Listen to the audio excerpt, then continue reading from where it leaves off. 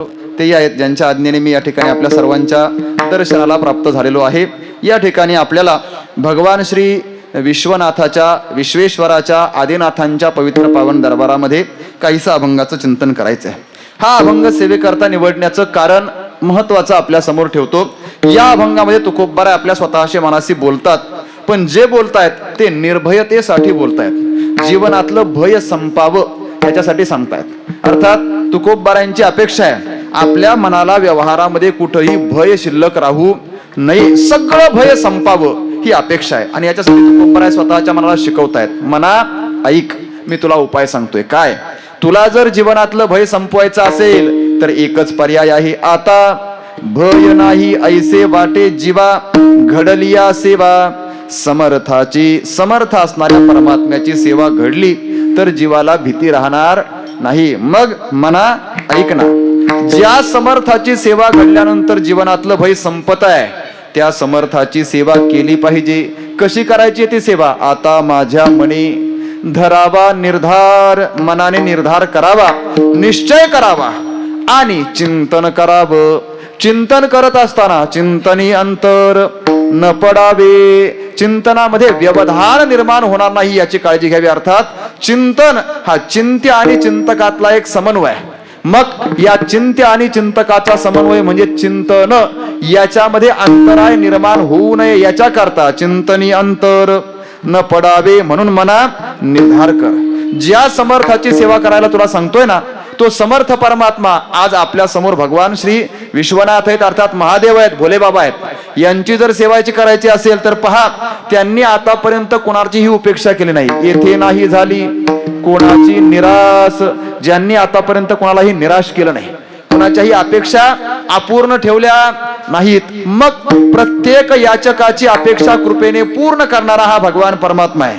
तुला का निराश करील? म्हणून म्हणा आता माझ्या मनी धरावा निर्धार, चिंतनी अंतर न पडावे। आणि म्हणा ऐक ना, इथं ज्या समर्थाची सेवा करायची आहे तो समर्थ खरंच सामर्थ्याने युक्त आहे। समर्थ त्याला म्हणतात जो कोणामध्येही भेद करत नाही, जो लहान मोठेपणा पाहत नाही, जो गरीब श्रीमंताला वेगळ्या प्रकारची वागणूक देत नाही, असा समर्थ आहे। तुका म्हणे येथे नाही दुजी परी राया रंका सरी देवा पायी। मग म्हणा एवढं जर सगळं सोपं असेल, सुलभ असेल, अगदी सौलभ्याने प्राप्त होण्यासाठी सुखकर असेल तर तुला चिंतन करायला काय हरकत आहे? विठाला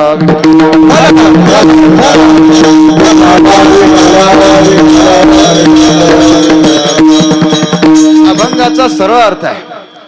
हा अभंग का निवडला याचं कारण मी आपल्या समोर ठेवतोय, कारण आज आपण हा जो नामयज्ञ करतोय हा ज्यांच्या निमित्ताने त्या देवतेला एक विशिष्ट स्वरूपामध्ये आपण मोजतो, पाहतो, त्याची सेवा करत असताना आपल्याला त्याचा परिचय चांगला आहे। काय आहे या देवाचं स्वरूप? आपल्याला सगळ्यांना माहिती आहे, भस्मउटी, रुंड माळा, हाती त्रिशूळ, नेत्री ज्वाळा। त्या पुष्पदंतजींनी महिम्न स्तोत्रामध्ये भगवान शिवजींचा अर्थात शिवांचा परिचय करून दिला। हा राहतो कुठं, कोणाच्या संगतीत राहतो, याचे पाहुणे रावळे कोण, याच्या जवळ कोण असतं आणि याला कोणामध्ये करमत, हे सांगत असताना त्यांनी सांगितले स्मशानी श्वा क्रीडा स्मरहर पिशाचा सहचराश्चिता भस्माले पस्रगपि नृकरोटी परिकरः अमंगल्यम शीलम तव भवतु नामैव मखिलम तथापि स्मर्तॄणाम वरद परमं मंगलमसी। भगवान शिवांचं अस्तित्व कुठं आहे? सरळ सांगितले स्मशानेषु आ क्रीडा। तो राहतो कुठं? स्मशानामध्ये राहतो। भगवान शंकर राहतो कुठं? स्मशानामध्ये राहतो। आता शहरात राहायचं म्हटलं काय, गावात ग्रामीण भागात जर तुम्ही गेलात, महाराष्ट्राच्या कोणत्याही कोपऱ्यात जा, महाराष्ट्रात नाही देशात कुठेही जा, भगवान शंकराचं मंदिर वस्तीत नसतं, ते कुठं असतं? गावाच्या बाहेर आणि विशेष करून स्मशानामध्ये असतं। भगवान शंकराला स्मशानामध्ये राहायला आवडतं, हे त्यांचं आहे। आता काय झालंय, आपल्याला जागाच नसल्यामुळे आपण त्यांच्या जवळ येऊन राहिलो, म्हणजे कुठं आलोय? त्यांचं राहणं कुठं आहे? स्मशानात आहे ना, म्हणजे ते जिथं आहे तिथं नित्य स्मशान आहे।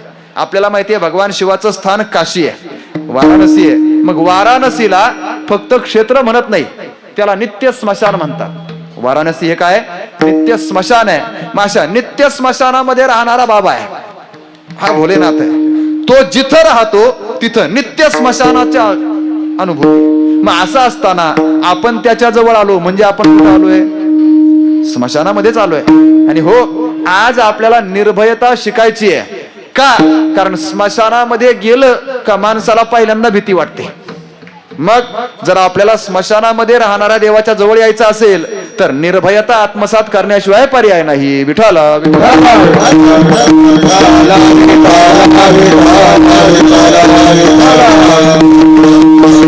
निर्भयता शिकलीच पाहिजे. आणि परमार्थाचं साध्यही हेच आहे. परमार्थ ज्याला करायचा आहे ना त्याला निर्भय होता आलं पाहिजे. आम्हा भय चिंता नाही धाक, जन्म मरण काही एक, हे व्हायला पाहिजे ना. आम्हा हरीच्या दासा काही भय नाही, त्रैलोकी ही स्थिती प्राप्त करून घेण्यासाठी परमार्थ आहे. परमार्थ करणारा माणूस भिला नाही पाहिजे. परमार्थ करणारा माणूस कोणालाही घाबरला नाही पाहिजे. आणि घाबरत असेल तर तो पारमार्थिक नाही. विठ्ठल विठ्ठल.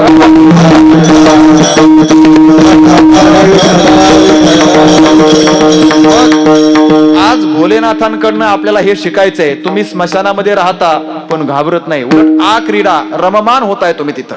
बरं, स्मशानात राहता यात नवल नाही. तुम्ही अंगाला आपण गोपीचंदन लावतो, बुक्का लावतो, अष्टगंध लावतो, आणि तो बाबा अंगाला काय लावतो? भस्म. बरं, ते भस्म सामान्य भस्म नाही. बरं, लाकडं जाळायचं आणि भस्म करायचं असं भस्म नाही. मग आहुती द्यायची आणि भस्म बनवायचं असं नाही. चिता भस्म लागतं त्याला. म्हणजे चिता भस्म कळतं ना, माणसं मेल्यानंतर माणसाला जाळतात ना. हा, आपण माणसांना जाळतो ना, ते एकदाच वाजवत मध्ये ताप, फक्त एकच थाप टाक. चला थोडा वेळ. माणसाला जाळल्यानंतर चितेचं जे भस्म बनतं ते भस्म याला अंगाला लावायला लागतं. म्हणजेच एकतर राहतो स्मशानामध्ये, अंगाला लावतो भस्म, याच्या आजूबाजूला माणसं नाहीत, देव नाहीत, मग भूते वेताळे नाचती, याच्या आजूबाजूला भूत आहेत.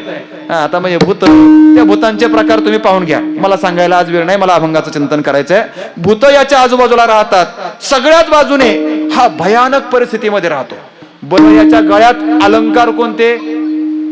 याच्या गळ्यातला अलंकार साप आहे. ते सुद्धा भयानक आहे. अंगामध्ये सापाचे अलंकार आहेत, आजूबाजूला भूत आहे, अंगावर लेप लावलाय चिता भस्माचा आणि राहतोय स्मशानामध्ये. तरी पण क्रीडा करतोय, रममान होतोय, आनंदित आहे. म्हणजेच भीती नाही. विठाला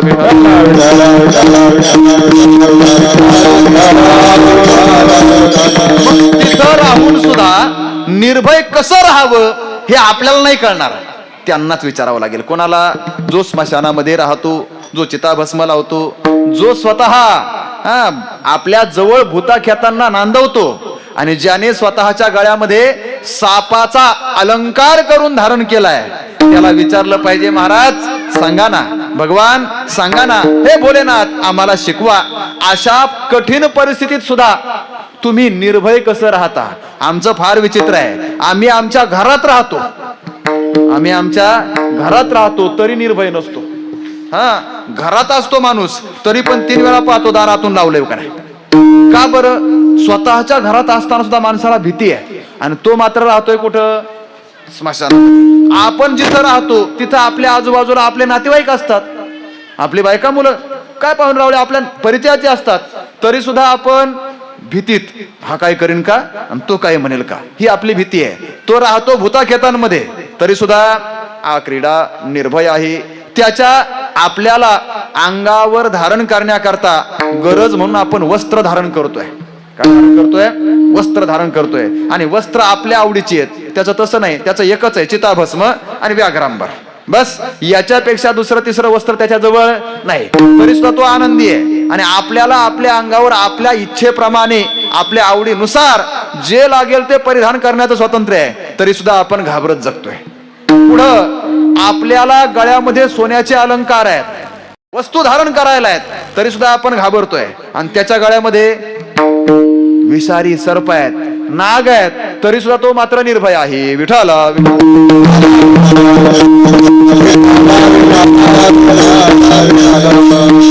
का बरं हे असं व्हावं? त्याचं कारण शोधायचं आहे. शोधायचं नाही, शोधलं ना सापडणार नाही. आपल्याकडे एक म्हणे, शोधा म्हणजे सापडेल. चुकीचं आहे ते. शोधा म्हणजे सापडेल हे चुकीचं आहे. मी तुम्हाला जाणीवपूर्वक सांगेल का, कारण आपली शोधण्याची जागाच चुकली आहे. सापडेल कसं, सापडायचं नाही आणि सापडून सुद्धा उपयोग नाही. मग ज्याला सापडलंय त्याला विचारा, ज्याने शोधलंय, ज्याला सापडलंय, ज्याच्या हातात आहे त्याला विचारा ना. शोधण्याचे कष्टच करावे लागणार नाहीत. विठाला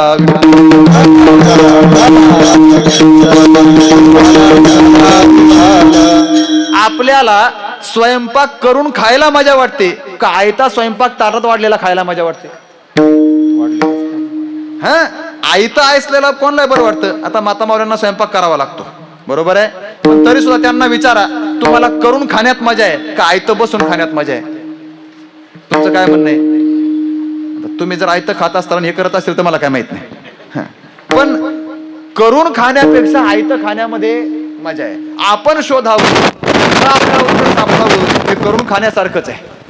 त्याच्यापेक्षा ज्यांनी शोधलंय, ज्यांनी उत्तराचा निर्वाळा केलाय, ज्यांनी उत्तर जगाला देण्याकरता आपलं तोंड सतत उपदेशासाठी उघडून ठेवलंय, त्यांना विचारा ना, ते आपल्याला सांगतील निर्भयता प्राप्त करून घ्यायची कशी आहे. विठाला विठाला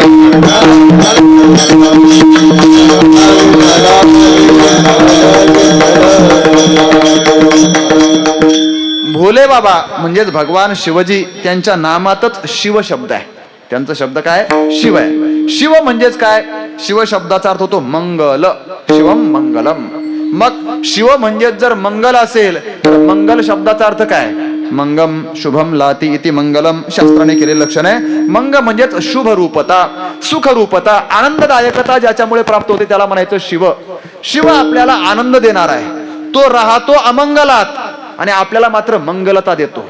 स्मशान अमंगल आहे, चिताभस्म अमंगल आहे, भूत अमंगल आहे, सर्प अमंगल आहे. या सगळ्या अमंगलामध्ये स्वतः राहतो आणि दर्शन करायला जे येतील त्यांना मात्र मंगल करतो, मांगल्य देतो, पवित्र करतो. हा त्याचा स्वभाव आहे.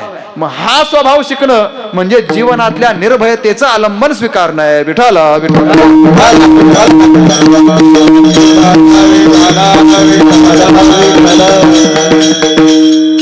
ही निर्भयता आपल्याला शिकायची आहे. तुकोबारायांनी आज आपल्याला तोच प्रकार सांगितलाय. भगवान शिवजी निर्भय का आहेत? ते स्मशानामध्ये राहून सुद्धा रममान होतात, आनंदाने नाचतात, आनंदाने क्रीडा करतात, आनंदाने नांदतात. असं का?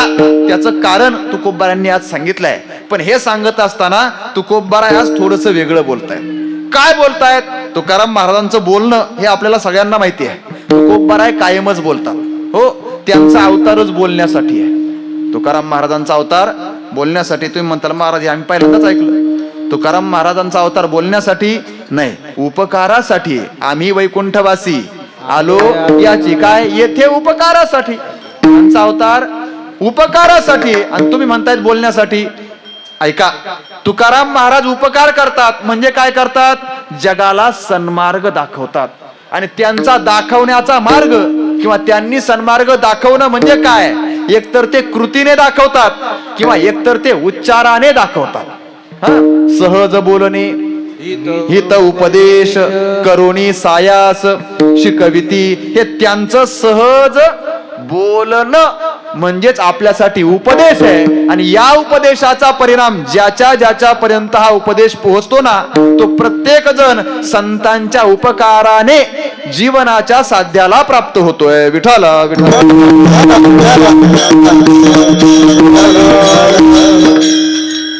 या तुकोबारायांच्या बोलण्याचा विचार करत असताना आपल्याला याचे काही प्रकार करता येतील. तुकाराम महाराज बोलतात म्हणजेच किती प्रकारात बोलतात? अगदी सामान्यतः आपल्याला कळण्यासाठी मी एक 2-4 प्रकार आपल्या समोर ठेवतो. ऐकताय ना तुम्ही? ऐकताय ना? हा, मग ऐकायचं. समोर सर, ये इकडं, ये इथे, ये समोर, या. हा, तू सर इकडं, तू इकडे पुढं, चल इकडे सर. हा सर पुढं. गप्पा मारायच्या ना, कीर्तन होतपर्यंत हाताची गडी घालायची, हे टाळ वाजवायला लागले का टाळी वाजवायची, पण गप्पा मारायच्या. मराठी तर कळते ना तुम्हाला? हा, मग म्हणा विठाला विठाला.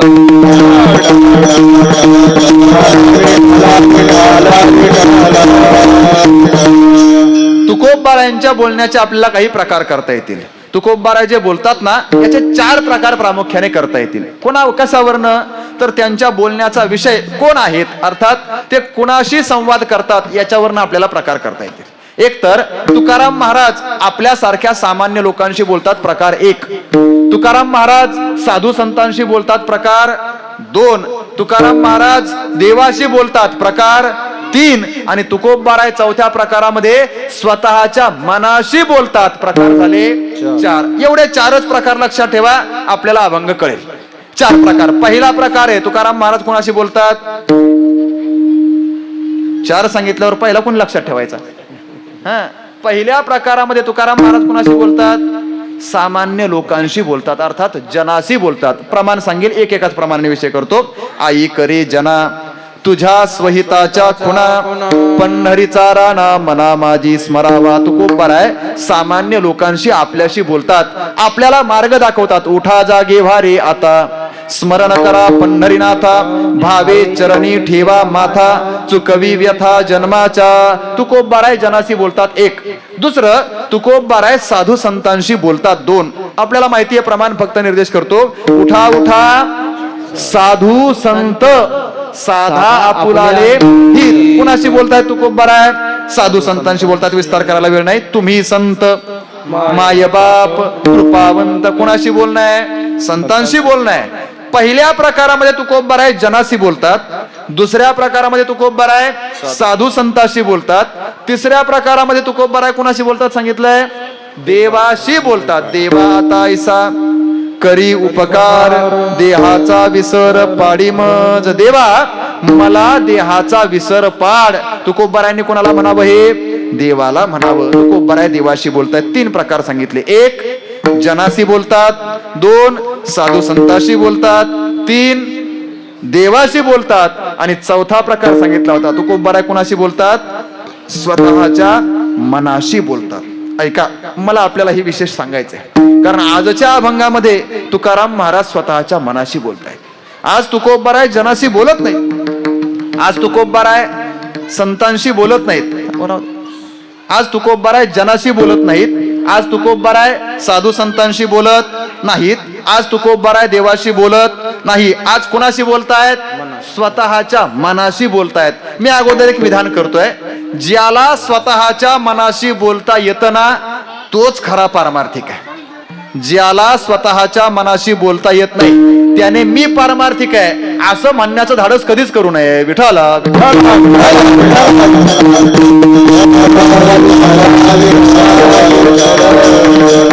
नाही जमणार.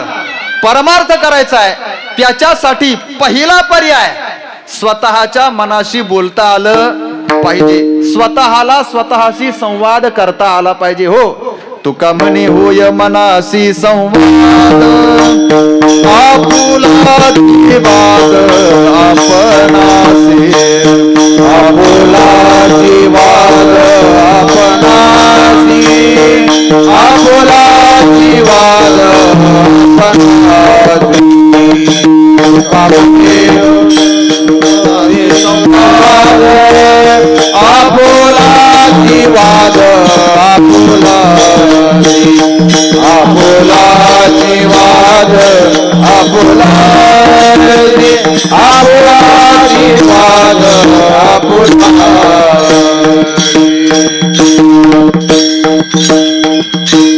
मधले उत्तर एकच का. तुका म्हणे होय मनासी संवाद, आपुलाची वाद आपणासी. तुकोबारांनी सांगितलंय, पण कुणाशी व्हायला पाहिजे, स्वतःच्या मनाशी. आपल्याला बाहेर बडबड करायची भरपूर सवय आहे, पण आतमध्ये डोकावून स्वतःशी बोलण्याची सवय अजिबात राहिलेली नाही. आणि त्यात अशा गर्दीत तर माणसाला आतमध्ये बोलताच येत नाही. सांगू, ऐका, माणसाला स्वतःशी जर बोलायचं असेल तर माणसाला एकांतात जावं लागतं. लोकांतामध्ये स्वतःशी बोलता येत नाही. कधीतरी आपल्याकडं दिवसाचे 24 तास असतात, काहीकडे काही कमी जास्त आहे नाही ना, 24 तास आहेत. 24 तासात आपण सतत बडबड करतो ना. जेवढा वेळ आपण जागे आहेत आपलं बोलणं चालूच आहे.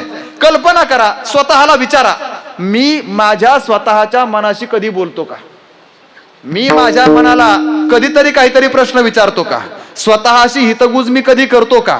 आणि जर हे मला जमत नसेल तर मी पारमार्थिक कसा. मग मला परमार्थ येतो. मी फक्त अंगावर पांढरे कपडे घालील, मी कपाळाला गंध लावील, गळ्यामध्ये माळ घालील, पण स्वतःशी संवाद करताच येत नाही. माझं पारमार्थिक पण आहे कुठं हा प्रश्न आहे. स्वतःशी बोलता येण्याकरता कधीतरी घराचा दरवाजा आतमधून लावून एकट्याला मोकळं बसता आलं पाहिजे. कोणाला बसता आलं पाहिजे? एकट्याला. आणि कसं बसता आलं पाहिजे? मोकळं. हा मोकळं शब्द मी जाणीवपूर्वक उच्चारलाय, कारण माणूस एकटा बसतो पण हातात खेळणं घेऊन बसतो. कोणतं? मोबाईल. हा, त्याशिवाय बसता आलं पाहिजे कधीतरी. एक 5 मिनिट, 10 मिनिट, अर्धा तास, तासभर, तास एकट्याला बसता आलं पाहिजे. हा एकांत आहे. या एकांतामध्ये माणूस स्वतःशी बोलू शकतो. तुम्हाला असं वाटतं का तुकाराम महाराज, आता तुकोबारायांचं चरित्र तुम्हाला माहिती आहे, तुकाराम महाराजांना देऊमध्ये करमत नसेल का? करमत होतं, करमण्यासाठी काही कमी नव्हतं, पण तरी सुद्धा तुकाराम महाराज देऊ सोडायचे, भंडाऱ्यावर जायचे, भामचंद्रावर जायचे, घोरड्यावर जायचे, डोंगरावर जाऊन एकटे तासनतास दिवसच्या दिवस बसून राहायचे. अगदी त्यांच्या खाण्यापिण्याची काळजी त्यांच्या पत्नीला करावी लागायची. जिजाई भाकरी घेऊन, शिदोरी घेऊन तुकोबारांना शोधत जायच्या. का बरं? कारण तुकोबारांना एकांतात करमत होतं. तेने सुखे रुचे एकांताचा वास. काय? एकांतामध्ये आपल्याला दोष लागत नाही, नाही गुणदोष अंगायेत. याच्याकरता त्यांनी शोधलं वृक्षवल्ली, आम्हा सोयरे वनचरे पक्षी सुस्वरे आळविती. या वृक्षवल्लींमध्ये, वनचरांमध्ये, पक्ष्यांच्या आळवण्यामध्ये त्यांना एकांत साधला होता. कोणाला? तुकाराम महाराजांना. विचारा आपण स्वतःला, मला एकांत किती मिळालाय आणि मला एकांत किती आवडतो. तुकाराम महाराजांनी प्रत्यक्ष म्हणावं, लोक दूर जावी आणि मी एकटा राहिलो पाहिजे. हा, अंतरुणी जन जावे दुरी. जनाने अंतराय निर्माण करावा, लोकांनी माझ्यापासून दूर जावं, लोक माझ्याजवळ नसावी आणि मी लोकांमध्ये नसावं. ही अपेक्षा कुणाची आहे? तुकाराम महाराजांची. आपलं कसं आहे, आपण रस्त्याने चाललो ना तरी आपल्याला वाटतं माझ्या आजूबाजूला 4-5 जण असले, निदान माझ्या मागे 2 जणी तरी असलंच पाहिजे. का? एकट्याने चालायचं कसं, माझं काय आहे ते, इज्जत कमी होते, वजन कमी होतं, पोझिशन डाऊन होते. हे होतं कशाने? आजूबाजूला कोणी नसेल तर. पण हा लोकांत आपल्याला मातीत घालणारे लक्षात ठेवा. माणसाला एकांत साधताच आला पाहिजे. एकांताशिवाय परमार्थ होत नाही. आपली गंमत सांगू, घरात जर 4 माणसं असतील, आता कमीत कमी 2-4 माणसं तर घरामध्ये असतात. एखाद्या वेळेस विकल्पाने काही काम असतं, घरातले सगळे माणसं बाहेर जावे आणि 1-2 तास एकट्याला घरात राहायला लागलं. 1-2 तास घरामध्ये कोण राहिलाय? फक्त एकटा राहिलाय. 2 तासाने जर घरात कोणीतरी आलं ना बाहेरून, तो म्हणतो बरं झालं तुम्ही आले, नाहीतर सगळं घर मला खायला उठलं. हा, घर खायला उठलं होतं. हे सगळ्यांचा अनुभव आहे, बरोबर? मला सांगा बरं, घर सजीव आहे का निर्जीव आहे? तुमचं घर, तुम्ही जे घर खायला उठतं म्हणता ना, ते घर सजीव का निर्जीव? निर्जीव. मग निर्जीव घर तुम्हाला कसं खाईल? ते का राक्षस आहे, भूत आहे, चेटूक आहे, नक्की काय ते तुम्हाला खातं म्हणजे काय? बरं, घर खायला ते घर दुसऱ्या कुणी बांधले का? आपल्या मालकीचं आहे ना, आपण स्वतः त्याची रचना केली आहे, स्वतः त्याला निर्माण केलंय. आपण बांधलेलं घर, आपल्या मालकीचं घर, आपल्या हक्काचं घर आपल्याला खायला उठतंय. कसं? निर्जीव घर कसं खाईल? ऐका, उत्तर असं आहे, घर नाही तुम्हाला खात, मग घरातला एकांत तुम्हाला खातोय. एकांत तुम्हाला नकोसा वाटतोय. जोपर्यंत एकांताची रुची निर्माण होत नाही आणि जोपर्यंत आपल्याला एकांत आवडत नाही, स्वतःशी संवाद साधता येत नाही, तोपर्यंत आपण खरंच पारमार्थिक नाही. विठाला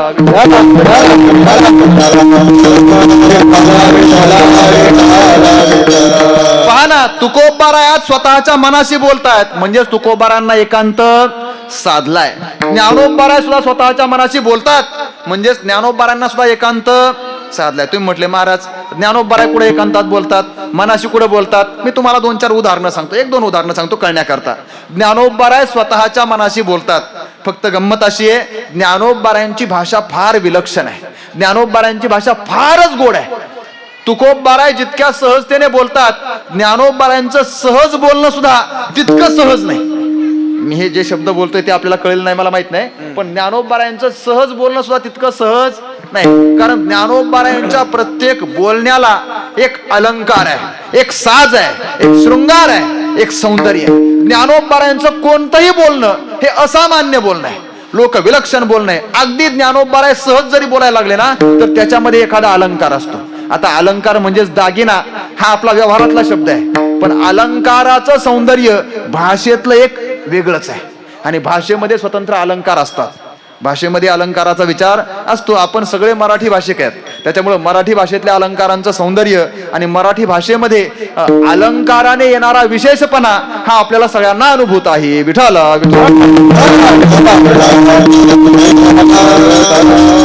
ज्ञानोबारांना ज्यावेळेस स्वतःच्या मनाशी बोलायचं आहे,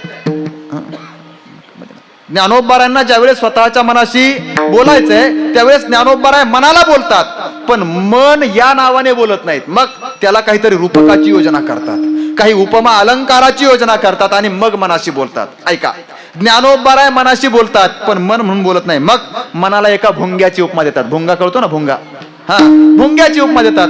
त्याला थोडस शास्त्रीय नाव आहे भ्रमर. ज्ञानोबाराय म्हणतात, हे भ्रमरा, हे भुंग्या, ऐक ना, ऋणुझुनू करू नकोस, ऋणुझुनू रे भ्रमरा, सांडी तू अवगुणू रे भ्रमरा. हे भ्रमरा, कोण आहे ज्ञानोबारायांचा भुंगा?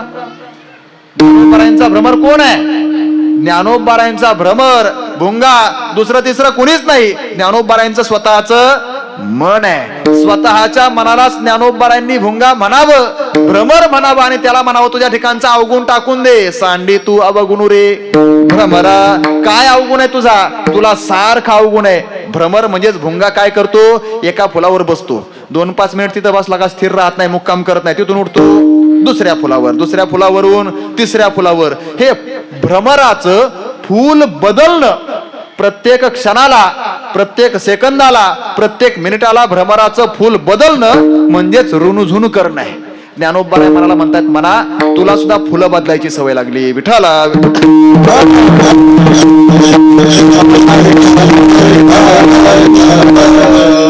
मन नावाच्या भुंग्याला फुलं बदलावी लागतात. कोणती? शब्दापासून स्पर्शाकडं, स्पर्शापासून रूपाकडं, रूपापासून रसाकडं, रसापासून गंधाकडं. शब्द, स्पर्श, रूप, रस, गंध यांना फुलांची रानच म्हणा.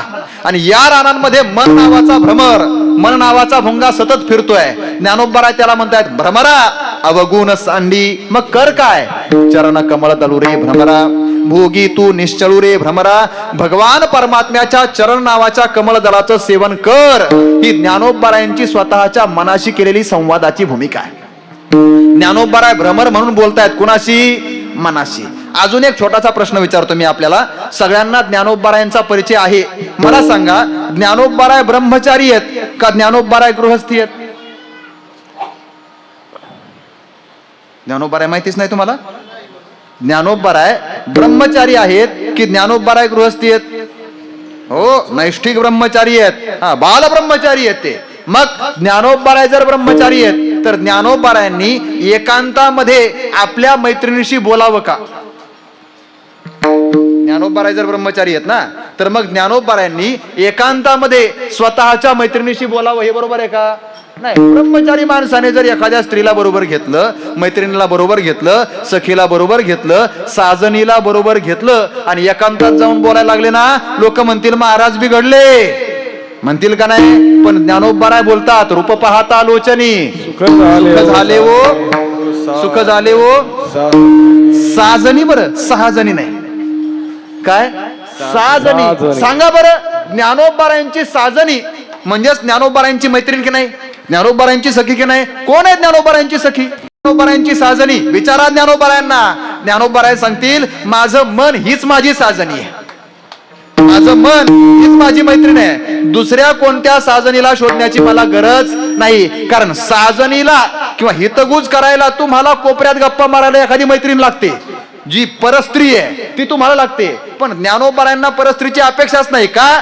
त्यांचं मन हीच त्यांची साजनी आहे, हीच त्यांची सखी आहे, तिच्याशी ते संवाद साधत आहेत. हे साजनी ऐक ना, त्या परमात्म्याचं रूप पाहिलं आणि मला काय वाटलंय, सुख झाले वो साजनी. हे साजनी मला फार सुख झालं. का बरं? कारण तो चांगला आहे, तो हा विठ्ठल बरबा, तो हा माधव बरबा. ज्ञानोबाराय स्वतःच्या मनाशीच बोलतायत, पण साजनी म्हणून बोलतायत. ज्ञानोबाराय स्वतःच्या मनाशीच बोलतायत, भ्रमर म्हणून बोलतायत. तसं आज तुकोबाराय सुद्धा स्वतःच्या मनाशी बोलतायत, पण तुकोबाराय स्पष्टच बोलतात. ज्ञानोबराय लक्षणाने बोलतात, अलंकाराने बोलतात, उपमा देऊन बोलतायत, पण तुकोबराय मात्र मनाला दुसरं काही ते म्हणत नाहीत, मग मनाला मनच म्हणतात. आता माझ्या मने, माझ्या मनाने, मना तूच मी सांगतो ते कर. काय करायचंय? मना तेथे धाव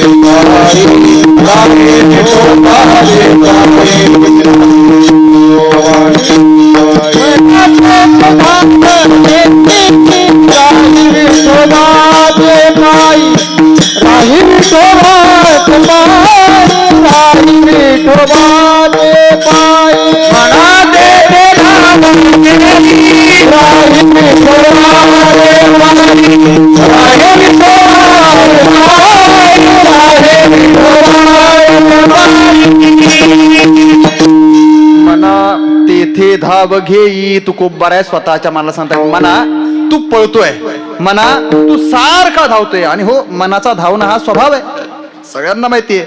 मन फार धावतोय महाराज, बहुत चंचल चपळ, जाता येता न लगे वेळ, काय काय करीतो या मना, परी नायके नारायण. अत्यंत चंचल असणारं मन पळतय, धावतय. तुकोबराय मनाला सांगतायत, मना धावणं हा जर तुझा स्वभाव आहे, आणि तुझा स्वभाव जर मेल्याशिवाय सुटणारच नसेल, की मन माहितीये तुम्हाला सगळ्यांना, जित्याची खोड मेल्याशिवाय जात नाही, तसं पळणं ही जिवंत मनाची खोड आहे, स्वभाव आहे. पळणं हा मनाचा स्वभाव आहे, धावणं हा मनाचा स्वभाव आहे. मन धावल्याशिवाय राहतच नाही. जे मन सतत धावतंय, पळतंय, त्याला धावू नको असं म्हणायला जमणारच नाही, का ते धावणारच आहे. धावणं हा त्याचा काय स्वभाव आहे, नियम आहे. स्वभाव मेल्याशिवाय जात नाही. मग तो जर जाणारच नसेल तर त्याला धावू नको असं म्हणायचंच नाही, मनाला धावू नको असं म्हणायचं नाही. मग काय करायचं? त्याची धावण्याची दिशा बदलायची. हो, धावू नको म्हटलं तर त्याचा निग्रह होईल, पण निग्रह जर जमत नसेल तर मग त्याला सोपा पर्याय आहे, त्याला धावू नको म्हणायचंच नाही, धाव, उलट जोरात धाव. मग धाव, जोरात धाव, फक्त तू जिकडे धावतोय ना तिकडं नको धाव. तू धावतोय, एखादा रूप डोळ्याने पाहिलं का त्याच्या मागच धावतोय, एखादा शब्द कानावर पडला का त्याच्या मागच धावतोय, त्वचेला एखादा स्पर्श चांगला वाटला का त्याच्या मागच धावतोय, नाकाला एखादा गंध चांगला आला का त्याच्या मागे धावतोय, रसनेला एखादा रस चांगला वाटला का त्याच्या मागे धावतोय. म्हणा तू या इंद्रियांच्या मार्गाने विषयांच्या दारामध्ये धावतोय, पण तिकडं नको धावू. मग तुला धावायचंय ना, मी सांगतोय तिकडं धाव. कुठं? म्हणा तेथे धाव घेई. कुठं? राहे विठोबाचे पायी, विठोबाच्या पायाकडे धाव. अर्थात आज विठोबा म्हणण्यापेक्षा मला वाटते भगवान श्री विश्वनाथाच्या पायाकडे, आदिनाथांच्या पायाकडे धाव. कारण हे आदिनाथ नावाचं तत्व आहे ना, हे आपल्या परंपरेचं आद्य तत्व आहे. आदिनाथ गुरु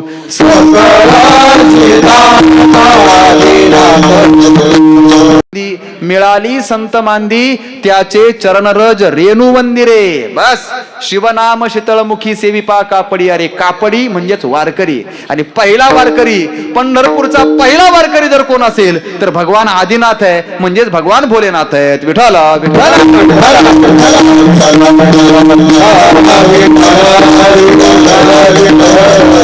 मग पांडुरंगाचा दास, पांडुरंगाचा सेवक, पांडुरंगाचा भक्त, पांडुरंगाचा वारकरी म्हणून घेण्यामध्ये ज्या भोले बाबाला आनंद वाटतोय त्यानेच हे सांगावं, मना तेथे धाव घेई, राहे विठोबाचे पायी. विठोबाच्या चरणावर राहणं त्यांना आवडतं ना, पण पंढरपूरला पांडुरंग परमात्मा आल्यानंतर सगळ्यात पहिल्यांदा भगवान शिवजी तिथं आले. तुम्ही म्हणताल पुरावा काय? पुरावे अनेक आहेत, मी सांगत बसत नाही, फक्त एक सांगतो. भगवान शिवजी ज्या वेळेस आले ना, त्यावेळेस ते येत असताना सगळा परिवार घेऊन आले होते. परिवार कळतो ना त्यांना, त्यांची बायको, त्यांची मुलं, हे सगळे. पंढरपुरात जर आपण आलात तर तिथं भगवंताच्या पांडुरंगाच्या दर्शनाच्या अगोदर तुम्हाला पार्वती मातेचं दर्शन होईल, कारण ती थकली आणि मंदिरात येण्याच्या अगोदरच थांबली. गणपती बाप्पाचं दर्शन होईल, तो महाद्वारातच थांबला. कार्तिक स्वामीचं ते सगळे थांबले. मग भगवान भोलेनाथ एकटे देवापर्यंत गेले.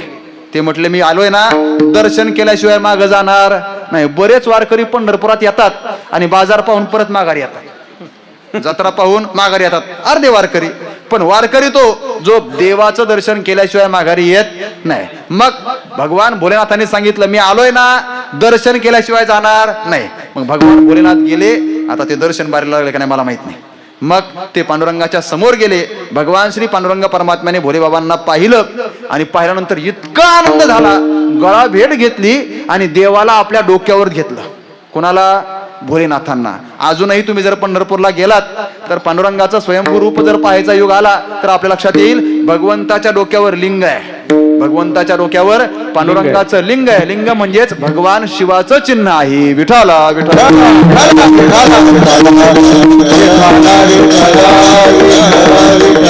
मग हा बाबा जर त्याचा वारकरी असेल, त्याचा उपासक असेल, स्वतःला त्याचा भक्त म्हणून घेत असेल तर तोच म्हणत असेल ना, म्हणा तेथे धाव घेई राहे विठोबाचे पायी. स्वतःच्या मनाला सांगतायत त्यांच्याकडनं शिकायचे आज. मग तसंच तुकोबाराय स्वतःच्या मनाशी बोलतायत. मना मी सांगतोय ते कर, मना एक करी म्हणे मी जाईन पंढरी. म्हणा असं कर, काय म्हण ना, मी पंढरपूरला जाईल, मी आळंदीला जाईल, मी देहूला जाईल, मी पैठणला जाईल, मी त्र्यंबकेश्वरला जाईल, मी देवाची संतांची वारी करील असं म्हण तरी म्हणा. कारण असं आहे, कोणतीही गोष्ट करायचं हे कधी होतं? मनात आलं तरच होतं. मनात जर आलं नाही तर कोणतीही गोष्ट कार्यरूपाने सिद्ध होत नाही. विठाला तुकोबाराय स्वतःच्या मनाला प्रवृत्ती देत आहेत, त्याला शिकवतायत, समजावतायत. म्हणा मी सांगतोय ते कर. मनाने विचारलं तुकोबारायांना, महाराज तुम्ही मला आग्रहाने सांगतायत असं कर तसं कर, पांडुरंगाकडे जा, पंढरपूरला जा, निदान पंढरपूरला जाईन असं म्हण तरी. पण महाराज मला एक सांगा, पंढरपूरला जाऊन काय करायचंय? काय नाही, देवाची सेवा करायची. पांडुरंगाची काय करायची? सेवा. पंढरपूरला उगाच यात्रा पाहायला म्हणून जायचं नाही, देवाच्या सेवेकरता जायचं असतं.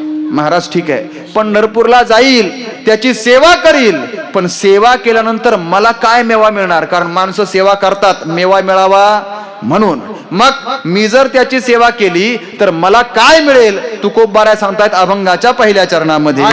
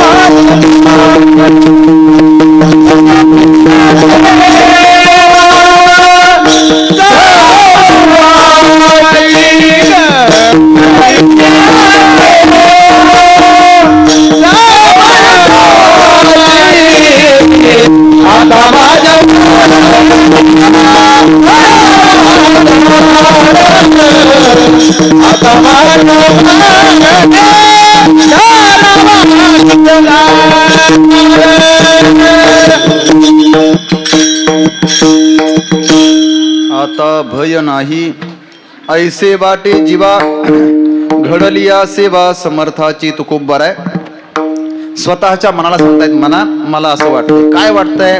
त्या परमात्म्याची देवाची सेवा जर तुझ्याकडनं घडली ना तर जीवाला भय राहणार नाही, घाबरायचं कारणच नाही. बघ, देवाची सेवा करणाऱ्याला कुणालाही घाबरायचं कारण नाही. आपण जोपर्यंत संसाराची सेवा करतोय तोपर्यंत घाबर नाही, तोपर्यंत भय आहे, तोपर्यंत भीती आहे, तोपर्यंत सतत माणसाला खूप राहावं लागतं. पण एकदा का देवाची सेवा घडली, देवाची सेवा सुरू झाली की मग घाबरण्याचं कारण नाही, भीती नाही. प्रमाण आपण सांगून आलो, आम्हा हरीच्या दासा काही भय नाही. कुठं भय नाही? त्रैलोकी कुठंच नाही. या लोकातच भय नाही असं नाही, जगाच्या कोणत्याही कोपऱ्यात जाऊ द्या, कोणत्याही लोकांमध्ये जाऊ द्या, पण भय नावाची गोष्ट शिल्लक राहणार नाही. पण केव्हा घडलिया सेवा समर्थाची, देवाची सेवा घडल्यानंतर. सेवा घडावी, जीवनातलं भय संपतं. तसं तर भय संपावं ही प्रत्येकाची अपेक्षा आहे, पण भय संपत नाही. भयाचा विचार फार व्यापक आहे, फार सूक्ष्म आहे, आणि तो जितका सूक्ष्म आहे तितकाच व्यापकतेने नटलाय. भय हे अनेक प्रकारच्या व्यवहारामध्ये पाहायला मिळतं. अगदी उदाहरण म्हणून एक दोन सांगतो तुम्हाला.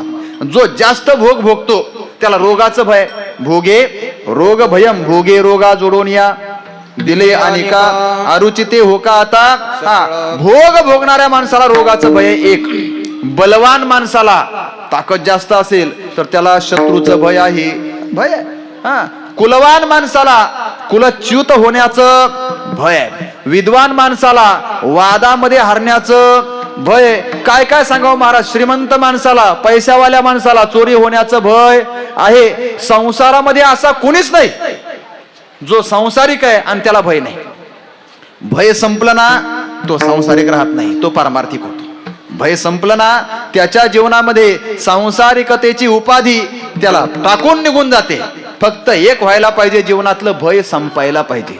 पण अडचण अशी आहे, जोपर्यंत आपण जीव आहोत तोपर्यंत भयच संपत नाही.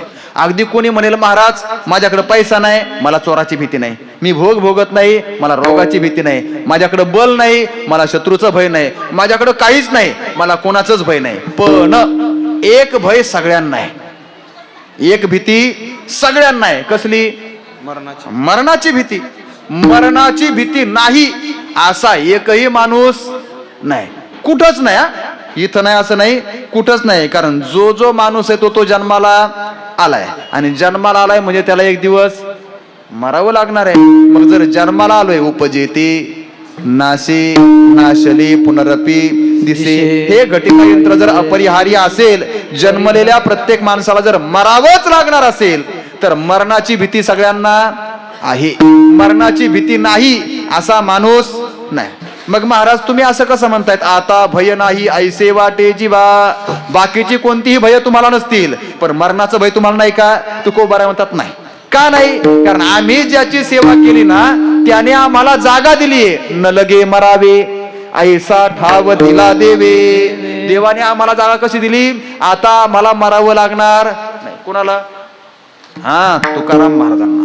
त्यांनी छातीला हात लावून सांगितले आम्हाला आता मरावं लागणार नाही. कारण ज्या देवाच्या सत्तेने काळ कार्य करतो, तो काळ ज्याच्यावर सत्ता गाजवतो, त्या काळावरही ज्याचा आधिपत्य आहे असा परमात्मा आमच्या मरणाच्या काळाला आला. जया पूजे विमानस्थ केली प्रयाण प्रसंगे, तनुमानवी दिव्य रूपीच केली, न त्यागी तिये दिव्य रूपासी नेली. तुकोबारायांचं वर्णन आहे. त्यांना अंत काळाला नेण्याकरता पांडुरंग परमात्मा आला. काळ आलाच नाही. काळ जर आला असता तर त्यांना मारावं लागलं असतं. काळ नाही आला, उलट लोकांनी तुकोबाराय चालले म्हणून तुकोबारायांच्या नावाचा घोष केला आणि तो घोष ऐकला आणि काळ कापायला लागला. तुकाराम तुकाराम नाम घेता कापे यम. मग आता काळच जर तुकोबारायांच्या नावाने कापायला लागला तर काळाची भीती म्हणजेच मरणाची भीती तुकोबारायांना आहे का? बोला. आता भय नाही ऐसे वाटे जीवा, घडलिया सेवा समर्थाची. विस्तार करत नाही, वेळेची मर्यादा आहे. मला वाटते वेळ संपली. बरोबर आहे ना नियमानुसार? 7:30 ते 10:30, 7:30 ते 9:30, 10 वाजे आपण एक 10-15 मिनिटात आपण थांबण्याचा प्रयत्न करू. आता भय नाही ऐसे वाटे जीवा. तुकोबाराय बोलतात जीवनामध्ये भय नाही असं आता मला वाटायला लागले. कारण समर्थाची सेवा घडली. ज्याची सगळ्या जगावर सत्ता आहे त्याच्या सेवेनं आमच्या जीवनातलं भय काय झालंय? संपलंय. आता भीतीच नाही. अगदी तुम्हाला मी प्रमाण सांगेल, नामदेवरायांचं प्रमाण सांगेल त्याच्या समर्थपणासाठी, तुकोबारायांचंही प्रमाण सांगेल त्याच्या समर्थपणासाठी, ज्ञानोबारायांचंही सांगेल त्याच्या समर्थपणासाठी, आणि स्वतः भगवान परमात्माच स्वतःचं समर्थपण कसं सांगतो याच्याकरता एका मिनिटामध्ये प्रमाण सांगतो. विठाला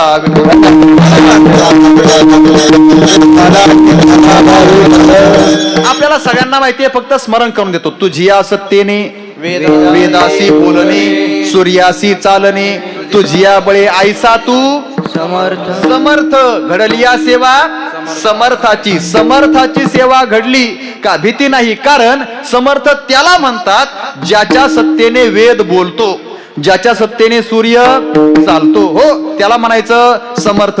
समर्थाचा विचार तुकोबारायांच्या भाषेत ऐका. चाले हे शरीर कोणाची सत्ते, कोण बोलविते. अरे शरीर चालतं ना, कोणाची सत्ता आहे? सामर्थ्य आहे हरीचं, देवाचं. बरं आपण बोलतो, कोणाची सत्ता? त्याचं सामर्थ्य. आपण पाहतो, देखवी. आपण ऐकतो, ऐकवी. कोणाची सत्ता आहे? त्याची सत्ता आहे. एक नारायण त्याने जर सत्ता काढून घेतली ना, आपण कीर्तनात बसू पण आपण पाहू नाही शकणार. आपण कीर्तनात बसू पण कीर्तन ऐकू शकणार नाही. कीर्तनात बसल्यानंतर त्याने जर सत्ता काढून घेतली ना, कीर्तनातून आपण परत उठू सुद्धा नाही शकणार. मग आपल्याला उठवायला 4 जण लागतील. केव्हा? जर त्याने त्याचं सामर्थ्य काढून घेतलं तर. त्याचं सामर्थ्य आहे, त्याची सत्ता आहे, म्हणून हे सगळं चाललंय. अगदी तुकोबाराय तर फार टोकाचं बोलतात महाराज. या जगामध्ये झाडाचं पान इकडून तिकडं हलतं ना, वृक्षाचेही पान आले याची सत्ता, याला म्हणायचे समर्थ. समर्थ सामान्य नाही. समर्थाच्या सत्तेशिवाय, त्याच्या आज्ञेशिवाय जगात इकडचं पान सुद्धा तिकडं हलत नाही. तो समर्थ. त्या समर्थाची सेवा आमच्याकडनं घडली या सेवा समर्थाची. आता काय घाबरायचंय? आणि अजून ऐका, स्वतः भगवान परमात्मा आणि ज्ञानोबाराय त्याचं सामर्थ्य सांगतात. गीतेमध्ये भगवंताने अर्जुनाला स्वतःचा परिचय करून दिलाय. अर्जुनाला देव सांगतायत, म्हणतायत अर्जुना तुला माहितीये का मी कोण आहे? कोण बोलतोय? भगवान श्रीकृष्ण परमात्मा अर्जुनाला म्हणतात, अर्जुना तुला माहितीये का मी कोण आहे? का? कारण तू मला कोण मानतोस? तू म्हणतोय कृष्ण माझा सखा आहे. सखेती मत्वा प्रसभम यदुक्तम. हे कृष्ण, हे यादव, हे सखा इति. अशा प्रकाराने अर्जुन कृष्णाला सखा म्हणून बोलतोय, मित्र म्हणून बोलतोय. मग अर्जुनाचं म्हणणं आहे कृष्ण माझा मित्र आहे. अर्जुनाचं म्हणणं आहे कृष्ण माझा पाहुणा आहे. हा, तो मेवणा आहे ना याचा. अर्जुन हा कृष्णाचा कोण आहे? मेवणा आहे. मेवण्याचं नातं आहे. माहिती आहे ना तुम्हाला?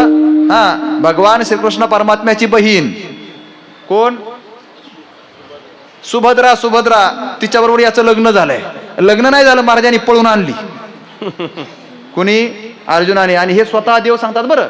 भगवान परमात्म्याची भाषा आहे ज्ञानेश्वरीमध्ये. तुआ संन्यासी होऊनी जनी चोरोनी नेली माझी भगिनी. तू संन्यासाचं रूप घेतला आणि माझी बहीण पळून नेली. पण अर्जुन ऐक, तुझं माझं इतकं प्रेम आहे, तुझा माझा इतका सख्य भाव आहे, इतकी चांगली मैत्री आहे का तू माझी सख्खी बहीण पळवली, पण माझ्या मनात तुझ्याबद्दल विकल्प आला नाही, माझ्या मनात तुझ्याबद्दल वाईट विचार आला नाही. याला म्हणतात मित्र. मग अर्जुना तू मला मित्र मानत असशील, तू मला सखा मानत असशील, तू मला तुझा मेहुणा मानत असशील. एवढंच काय अर्जुना, तू मला तुझा नोकर मानतोस का? कारण तुझ्या रथाचे घोडे कोण हाकतोय? मी हाकतोय ना. तुझ्या रथाचे घोडे, अर्जुनाची घोडी धुतली आनंते, अर्जुनाच्या रथाचे घोडे धुण्याचे काम करतोय मी. मग अर्जुना तू मला सामान्य समजशील, पण ऐक बरं, एवढा सामान्य मी नाही. तुला जेवढा सामान्य मी वाटतोय ना तेवढा सामान्य मी नाही. बऱ्याच वेळेला दिसलो का माणूस त्याच्याकडे सामान्य म्हणूनच पाहतात. हे काय सामान्य? पण ते सामान्य नसतं. सामान्यातली असामान्यता शोधण्याकरता नजर सुद्धा असामान्य असावी लागते. विठाला विठाला.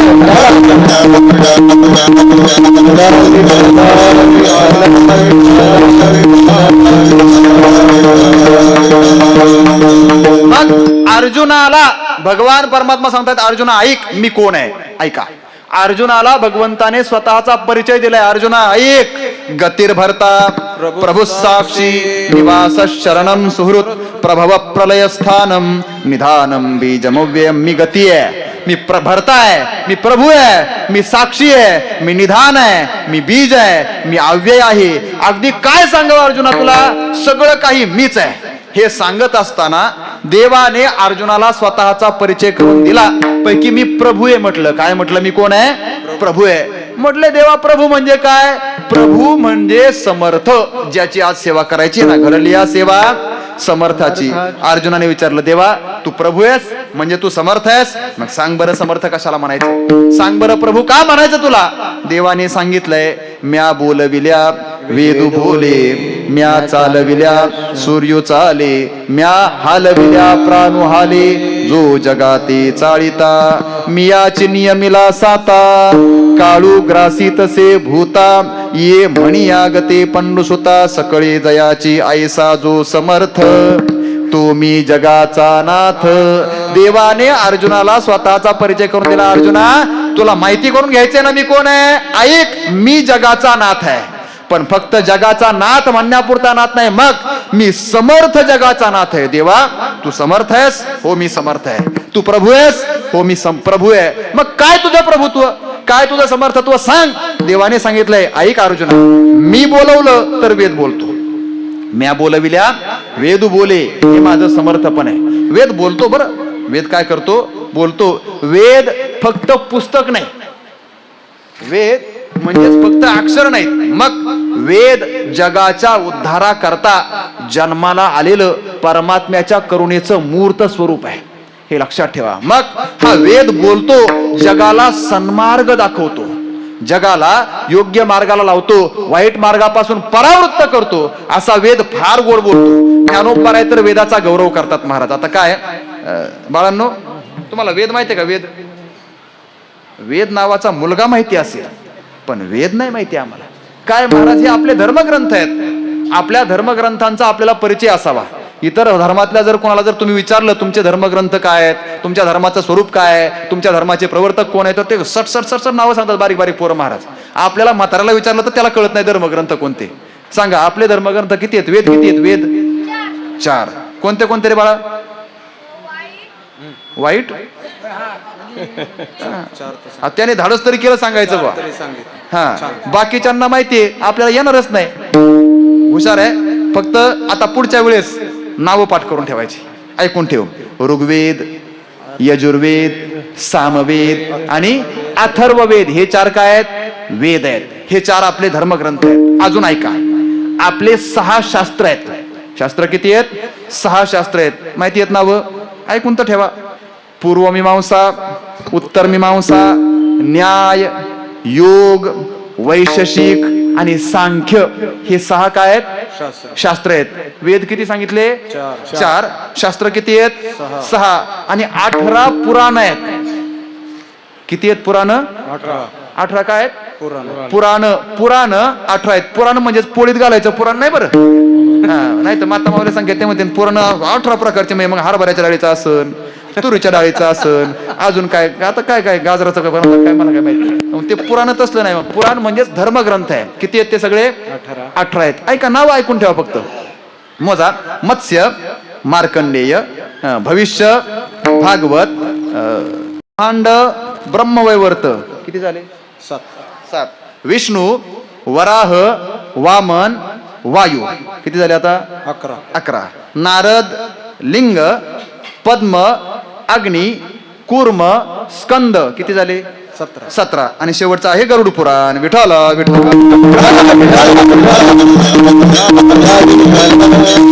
हे आपले ग्रंथ आहेत, धर्मग्रंथ आहेत, ज्याच्या शिवाय आपल्याला हिंदू म्हणून घेण्याचा अधिकार नाही. मग आपण आता नक्की हिंदू आहे का? आपण स्वतःला विचारा. आपल्याला हिंदू म्हणजेच फक्त गर्व से कहो हम.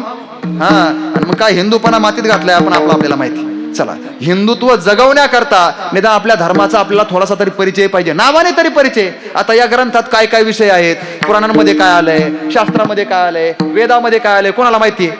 ते तर लय लांबचं राहिलं. आपल्याला यांची नावच माहिती नाही, ही शोकांतिका आहे. असतो का सांगतोय? वेद फार शहाणा आहे. ज्ञानोबराय वेदाचा गौरव करताना असं बोलतात, पाहे पा जाणीवेचे नि बळे, कोणी वेदापासून यासे आगळे. बस सांगा, वेदासारखा शहाणा या जगामध्ये कोण आहे म्हटले? वेदासारखी जाणीव, वेदासारखी प्रतिभा, वेदासारखं ज्ञान या जगामध्ये कोणाकडे आहे? कोणाकडेच नाही. मग इतका शहाणा असणारा वेद, इतका जाणीवेने परिपूर्ण असणारा वेद बोलतो ना म्हटले? बोलतो, वेद बोलतो. देवाने सांगितलं वेद नाही बोलत, मग मी सांगतो म्हणून तो बोलतो. सामर्थ्य कुणाचं आहे?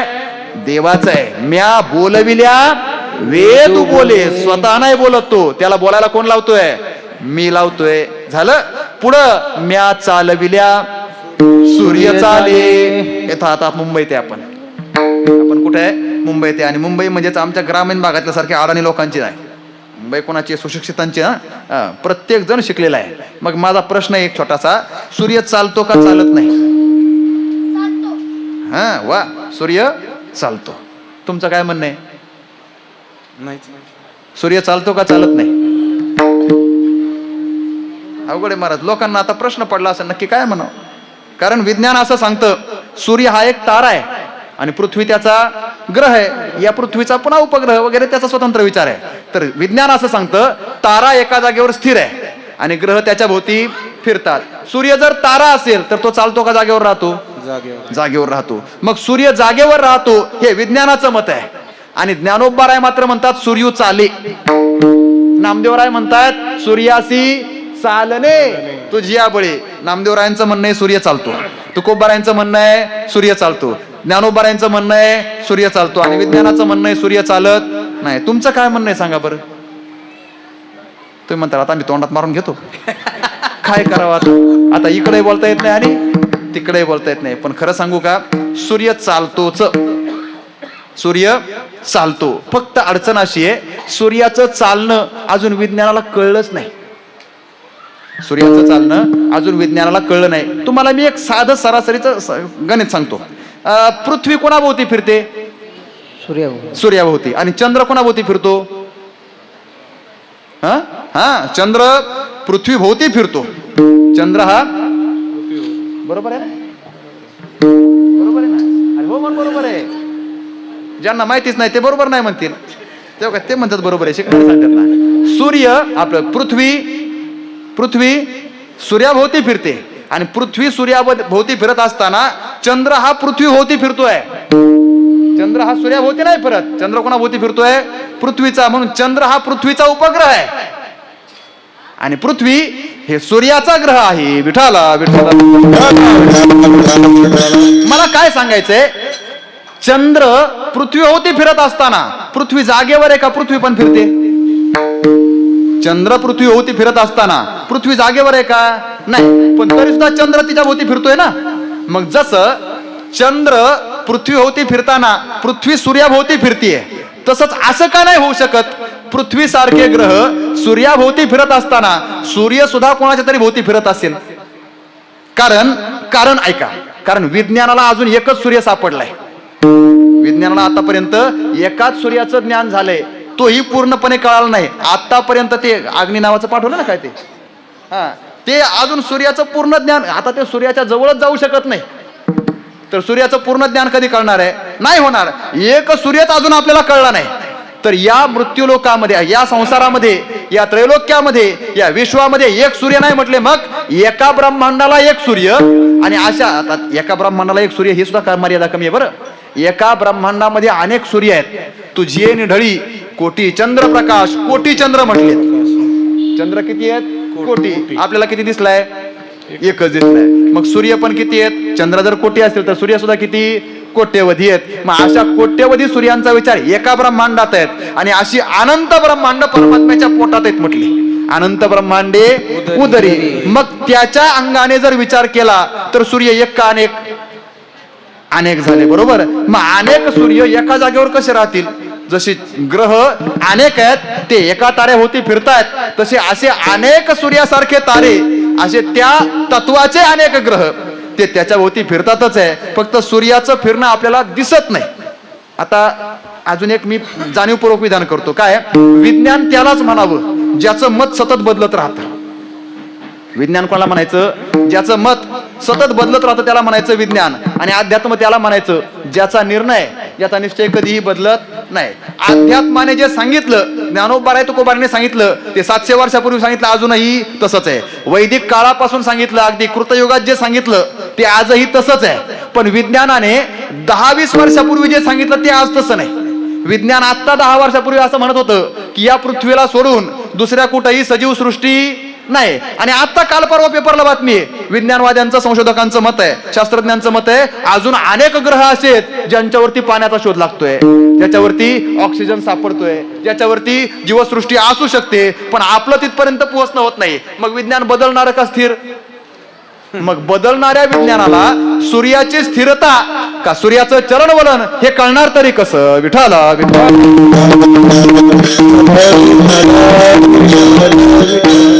मला काय तुम्हाला विज्ञान शिकवायचं नाही, मला फक्त एवढं सांगायचंय, सूर्य चालतो. सूर्य काय होतो? चालतो. आणि हो, चालतोच. सूर्य चालतो. नसेल तर तुम्ही जाऊन बघा सूर्याजवळ, मला काय करायचंय. फक्त एवढं सांगायचंय, सूर्य काय करतो? चालतो. सूर्य चालतो, फार चांगला चालतो म्हटले म्हणजे सूर्य उगवला, सूर्य चालायला लागला का प्रकाश देतो, जीवन देतो, ऊर्जा देतो, सगळं काही देतो. मग सूर्य सर्वांना सर्व देतो, म्हणून चांगला चालणारा देवाने सांगितलं चालतो, पण त्याच्या सत्तेने नाही चालत. सत्ता कुणाची आहे? म्या चालविल्या सूर्य चाले. सूर्य स्वतःच्या सामर्थ्याने नाही चालत, मग सूर्याला चालायला लावते. सामर्थ्य कुणाचं आहे? ऐसा तू समर्थ. असा जो समर्थ आहे तो भगवान परमात्मा आहे. घडलिया सेवा समर्थाची. मला पुढे सांगायचंय, म्या हलविल्या प्राणू हाले. प्राण कळतो ना? प्राण, प्राण माहितीये ना? प्राण हा शब्द ऐकला ना कधी? मला सांगा बरं, जेवढे लोक कीर्तनात आहेत, तुमच्या शरीरात प्राण आहे का? आपल्या सगळ्यांच्या शरीरामध्ये प्राण आहेत का? किती किती प्राण आहेत तुमच्याजवळ? प्रत्येकाजवळ किती किती प्राण आहेत? 2-4? बरं, प्राण आहे हे तर माहिती ना आपल्याला. मला सांगा, प्राण आहे म्हणजेच तुमच्यात काय? हात आहे म्हटल्यानंतर तुम्ही हात दाखवताल, डोकं म्हटल्यानंतर डोकं दाखवताल, पाय म्हटल्यानंतर पाय दाखवताल. प्राण आहे ना तुमच्या शरीरामध्ये. मग प्राण आहे म्हणजेच काय? नाही माहिती? आता ऐका, शास्त्रकारांनी त्याचा स्पष्ट निर्देश केलाय. त्याच्यासाठी थोडेसे धर्मग्रंथ आपले पाहिले पाहिजेत. विज्ञानाला सापडेल का नाही मला माहित नाही, पण शास्त्राने प्राण शोधला. प्राण कशाला म्हणावं तर प्राण शब्दाचा अर्थ आहे संस्कृतमध्ये वायू. प्राण म्हणजेच काय? वायू. आपल्या शरीरामध्ये वायूचं संचरण चालू आहे, त्यालाच प्राण असं म्हणतात. म्हणून तर आपल्याला प्राणवायू हा शब्द माहिती आहे ना सगळ्यांना. एखाद्याला जर ऑक्सिजन कमी पडला त्याला प्राणवायूची गरज आहे.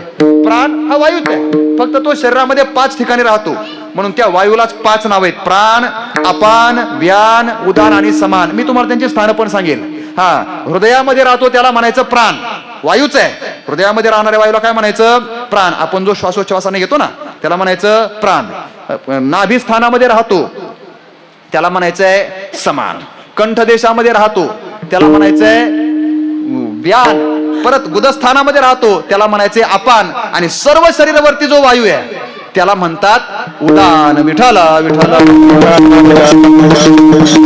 नाव आहेत त्याची: प्राण, अपान, व्यान, उदान, समान. हे 5 प्राण आहेत. प्राण जोपर्यंत आहे तोपर्यंत माणूस जिवंत आहे. तुम्हाला मी पटवून देईल, प्राण जोपर्यंत आहे तोपर्यंत माणूस जिवंत आहे. प्राण गेला का माणूस मेला. प्राण गेला म्हणजे काय म्हटले? प्राण आहे का तपासून पहा. एखादा माणूस सिरियस असेल आणि तो जर फार शेवटच्या घटका मोजत असेल तर मग तो प्राण आहे का पहा. काय करा? नाकाला बोट लावून पहा. आहे ना पद्धत? प्राण आहे का गेला पहा म्हणजे काय करा? नाकाला बोट लावून पहा. नाकाश्वास कळतो ना, श्वासोच्छवास म्हणजे वायूच आहे ना. मग प्राण तपासणं म्हणजे काय तपासणं आहे?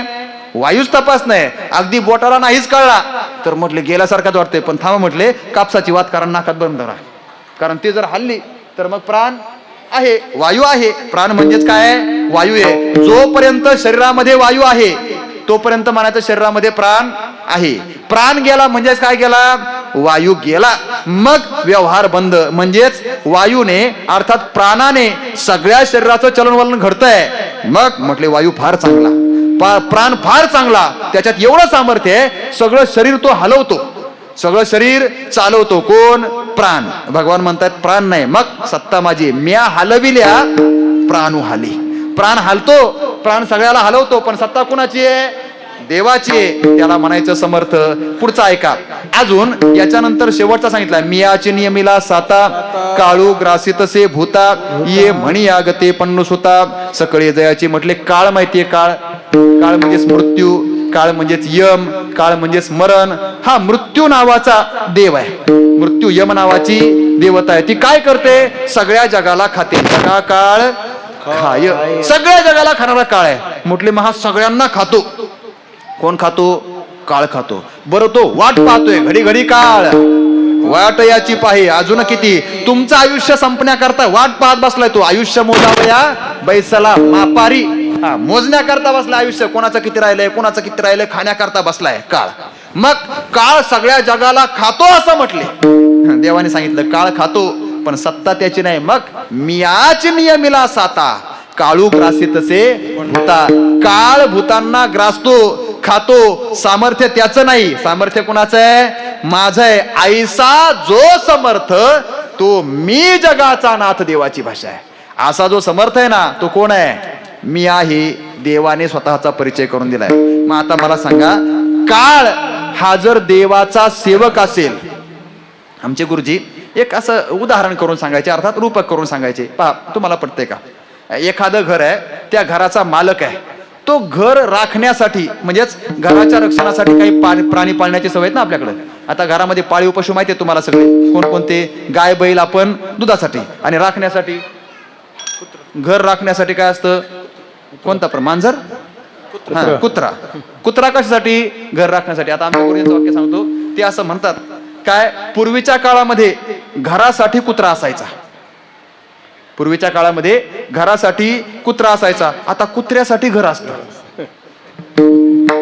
कळतंय ना?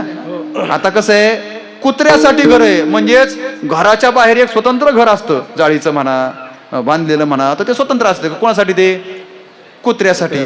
कुत्रा घरासाठी का घर कुत्र्यासाठी? अवघड आहे का नाही? फारच अवघड आहे. चला जाऊ द्या. मला काय करायचं कुत्र्याचं सांगून, इथं माणसाचं परवडणं आपल्याला. कुत्र्याचं कधी बघायचंय? कुत्रा माणूस राखतो. मग ज्या मालकाने कुत्र्याला सांभाळलाय, जो मालक कुत्र्याला दररोज खायला देतोय, जो मालक कुत्र्याचं रक्षण करतोय, जो मालक कुत्र्याला सांभाळतोय, ते मालकाने सांभाळलेलं कुत्र मालकाच्या पोराला चावतं का? मालकाच्या मुलाला मालकाने सांभाळलेलं कुत्र चावतं का? नाही चावत. का? त्याला माहिती हे आपल्या मालकाचं पोरग आहे. कोणाला कळतं हे? कुत्र्याला कळतं. कळतंय ना तुम्हाला? कुत्र्याला बऱ्याच गोष्टी कळतात. 4 पायाच्या. आता 2 पायाच्याला कळत नाही, त्याला आपण तरी काय करावं? पण 4 पायाच्या कुत्र्याला बराच व्यवहार कळतो. काय पशु सुद्धा फार चांगले आहेत, त्यांच्याकडनं काय काय शिकावं. त्या पंचतंत्रामध्ये तर अशा पशूंची यादी केलेली आहे. त्यांनी सांगितलंय या पशुकडनं हे शिकावं. त्यांनी सांगितलंय गाढवाकडनं सुद्धा माणसाने काही काही शिकावं. अविश्रांतम वहेद भारम शीतोष्णम च न विंदती ससंतोषस्तथा नित्यम त्रयम शिक्षेत गर्दभात. गाढवापासून 3 गुण घेता येतात. 3 लक्षणं अशी आहेत जी गाढवाकडनं पण माणसानं शिकावीत, पण माणसाकडनं काही शिकावं असं आता काही दिसत नाही. विठाला का सांगत होतो? मालकाने सांभाळलेला कुत्रा मालकाच्या मुलाला चावत नाही. आता रूपकाकडे या.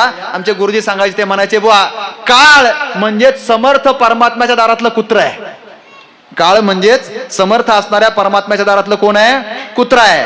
आणि भक्त म्हणजेच भगवंताचं लेकरू आहे, भगवंताचं मूल आहे. मग दारातलं कुत्र जर मालकाच्या मुलाला चावत नसेल तर काळ भगवंताच्या भक्तावर म्हणजेच भगवंताच्या लेकरावर सत्ता गाजवील नाही. मग काय भ्यायचं कारण आहे? जगा काळ खाय आम्ही माथा. तुका म्हणे काळ आता करू न शके बळ.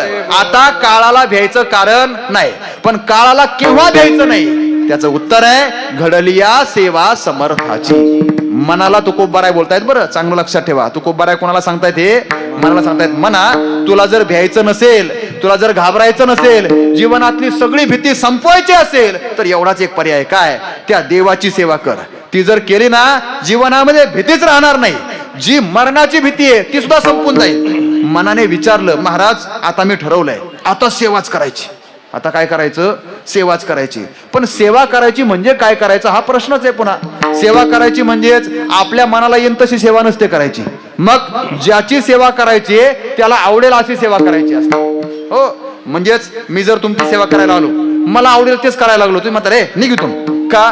तुम्हाला आवडेल ते केलं पाहिजे का मला आवडेल ते केलं पाहिजे? ज्याची सेवा करायची त्याला आवडेल ते केलं पाहिजे. मग देवाला आवडणारं काय? आवडे देवासी तो ऐका प्रकार नामाचा उच्चार.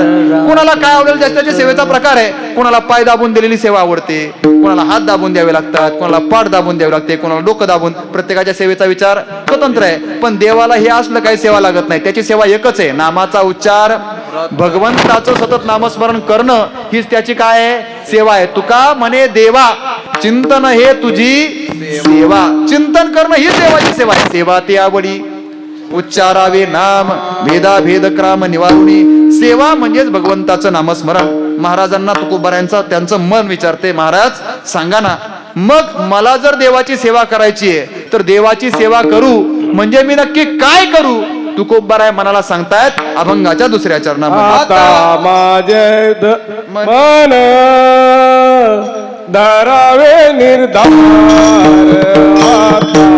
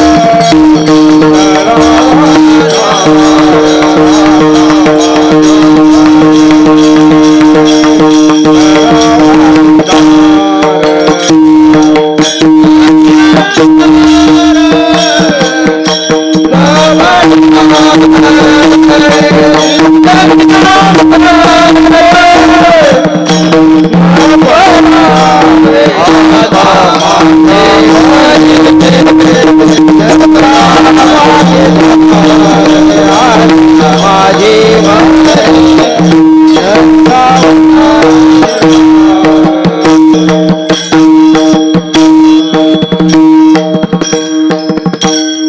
आता माझ्या मनी धरावा निर्धार चिंतनी अंतर न पडावे. तुकोबाराय मला म्हणतात, म्हणा हे माझ्या मना ऐक ना, आता तू दुसरं काही करू नको. का वेळ झाली, तुला जास्त वेळ घालण्यात मजा वाटते का? त्याच्यापेक्षा एक काम कर, काय, आता माझ्या मने धरावा निर्धार, माझ्या मनाने निर्धार करावा, निश्चय करावा. आणि निश्चयाने काय करावं? चिंतन करावं. चिंतन करावं म्हणजेच चिंतनामध्ये अंतर द्यायचं, सतत चिंतन करत राहा. बरं म्हणा, चिंतनी अंतर न पडावे. म्हणा चिंतनामध्ये कुठल्याही प्रकारचा खंड व्हायला नको. बाकीचं काही होईल, बाकीचं मध्ये मात्र खंड व्हायला नको. म्हणून आपल्याकडे पद्धत आहे, सप्ताह नामयज्ञ आपल्याकडे कसा असतो? अखंड. कसा असतो? अखंड. अखंड हरिनाम म्हणतो ना आपण, हे अखंड काय? चिंतनी अंतर न पडावे. पण अडचण इथंच आहे महाराज, अखंड काहीच नाही चालत त्याच्यातलं. म्हणतो फक्त आपण काय? अखंड. अखंड म्हणजेच जे 24 तास चालतं त्याला म्हणायचं अखंड. काय चालतंय? कीर्तन 2 तास, हरिपाठ चालला तर 1.5 तास, हा काकडा असतोय का? किती वेळ? 2 तास. 2 तास. चला लय रंगीत संगीत झाला तर 2 तास. पारायण असते? पारायण नाही आहे ना? बरं, पारायण 2-3 तास बरोबर. अजून भजन वगैरे गाथा भजन काय नाही. मग किती वेळ चालतं? 2 आणि 2 4, 2 6, 7, 8 तास विषय करायला. आणि अखंड म्हणायचं पुन्हा. सप्ताह कसा आहे? अखंड हरिनाम. मग अखंड काय? हा विना अखंड आहे. वा, ही एक चांगले आहे ना आपला. विना कसा आहे? अखंड आहे. पण विना म्हणजेच तारा वाजवणं, याला अखंड नाही म्हटलं पाहिजे. हा, विण्याच्या तारा वाजवणं आणि त्या तोडणं हे अखंड नाही. विना पहारा करणं म्हणजेच विनेकार्याने सतत नामस्मरण करणं, ते चिंतन अखंड घडलं पाहिजे. हो, ते चिंतन घडलं पाहिजे. बरं, अडचण काय? आता सध्या मी इथलं नाही सांगितलं, आमचं सांगतो बरं का. काय सांगितलं? विना पहारा घेणारे आपले स्थानिक आहेत का बाहेर चाललेत? स्थानिक आहेत. वा, धन्यवाद. आणि हे लय चांगलं आहे, स्थानिकांनी विना पहारा केला पाहिजे, कारण आपल्यासाठीच ती सेवा आहे महाराज. बाकीचं काय नाही का जमाना, कीर्तन नाही ऐकलं तरी चालेल, पण विना पहारा दिवसातून तासभर तरी घेतला पाहिजे. ती खरी सेवा आहे. अखंड हरिनाम सप्ताहातली अखंड चालणारी तेवढी एकच सेवा आहे. लोक म्हणतील महाराज तुम्हाला काय पैसे घ्यायचे तेवढे घ्या, पंगत आम्ही देतो, पण विना पहारा सांगू नका. म्हणजे तुम्ही मुख्य सेवेला परावृत्त होताय, मुख्य सेवेपासून पळून जातायत असं होतंय. विना पहारा व्हायला पाहिजे, आणि विना पहारा करणाराने सतत नामस्मरण केलं पाहिजे. विना जोपर्यंत आपल्या गळ्यात आहे तोपर्यंत मुखाने नामस्मरण चालू पाहिजे. आता विना पहारा जर तंबाखूला चुना लावून मळत असेल त्याला आपण काय करणार? हा असतं नाही, म्हणून मी सांगितलं तिकडचं सांगतो, इथलं नाही. काय विना पहारा घेणारे, विना पहारा घेणारे हे कोणाशी गप्पा मारताना दिसायला नको, हे कोणाशी टाइमपास करताना दिसायला नको, कोणतंही व्यसन करताना दिसायला नको. तुम्हाला जर काय करायचा टाइमपास, विना दुसऱ्याकडे द्या मग टाइमपास करावं. जो नामस्मरण करतो त्याच्याकडे. पण नामस्मरण हे सतत चालू पाहिजे, कारण अखंड हरिनाम सप्ताहातला अखंड चालणारं तेवढं एकच आहे. फक्त विना वाजवत बसणं म्हणजे अखंड हरिनाम सप्ताह नाही. विण्याबरोबर विण्याच्या स्वरामध्ये आपला स्वर मिसळावा. कंठी धरीला कृष्णमणी, हा कृष्णमणी कंठामध्ये सतत धरावा आणि त्याचं नामस्मरण. गीता भागवत करीती श्रवण, पुढं अखंड चिंतन विठोबाचे हे व्हायला पाहिजे ना. म्हणून तुकोबाराया मनाला सांगतायत, मना एक कम कर. आता काय? आता माझ्या मने धरावा निर्धार, चिंतनी अंतर न पडावे. कारण मना झाले, आता वेळ संपली. मना कारण काय? कारण आतापर्यंत हा जो परमात्मा आहे ना, या परमात्म्याने जो जो त्याचं चिंतन करतो त्या कुणाचीच उपेक्षा केली नाही, कुणालाच निराश केलं नाही. अभंगाचं तिसरं चरण. नाही झाली कोणा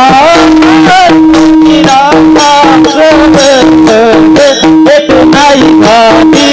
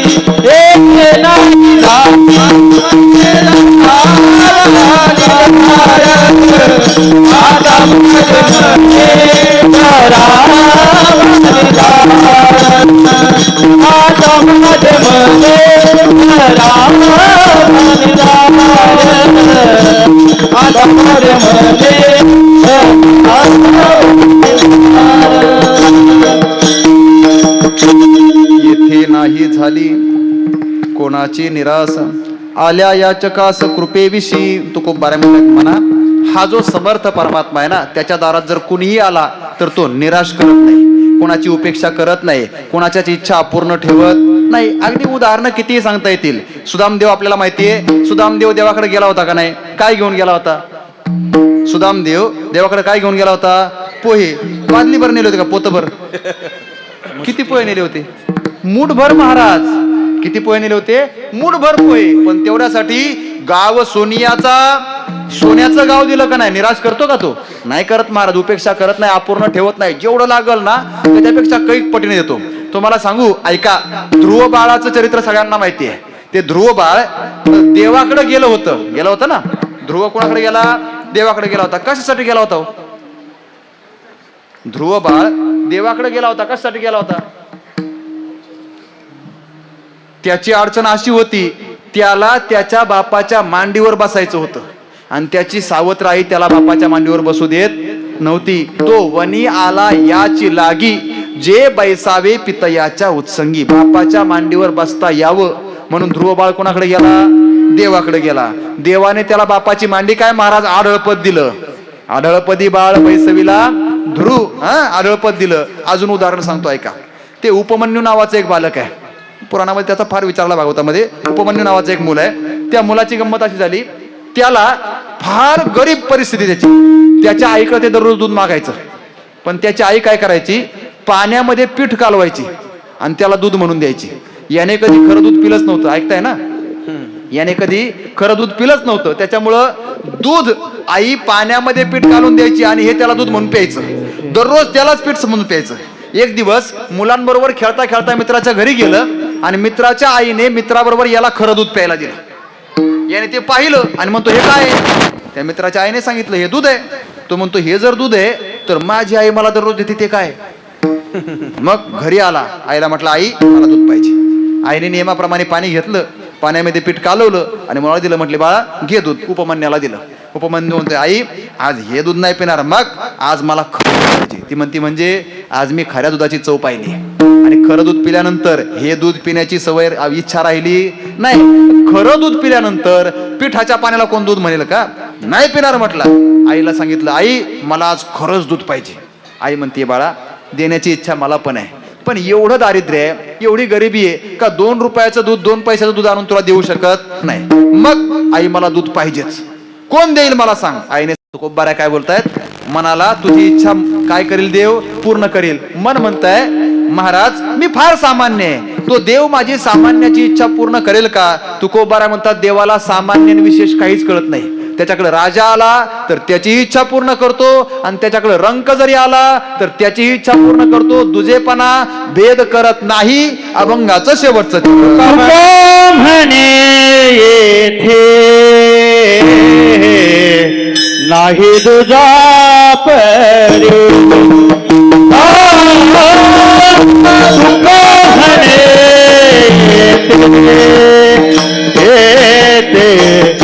नाही तुझा परी.